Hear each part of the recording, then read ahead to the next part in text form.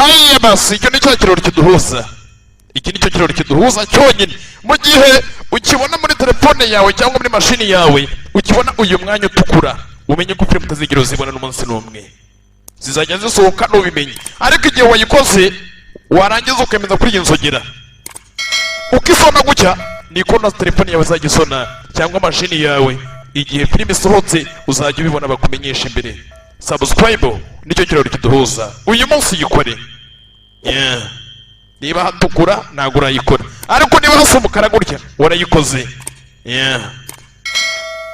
Haya basi reka dukomeze disikwetingi imisanzwe. Episode cyacu umenye ubwenge dukomeza na film yacu. Bimeze bitarasinya gute? Right, okay, umenye ubwenge dukomeza na film yacu. Bimeze bitarasinya gute? Imbere yakabakora n'umuti maze dukomeze n'ibyacu. Ibyacu ni byacu. Ibirenze ku barenze kuri bene ibyo byacu. Ibyacu ku byacu.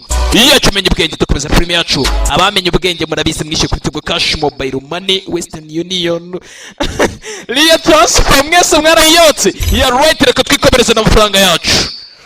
Twirire n'amafaranga yacu tumeze neza.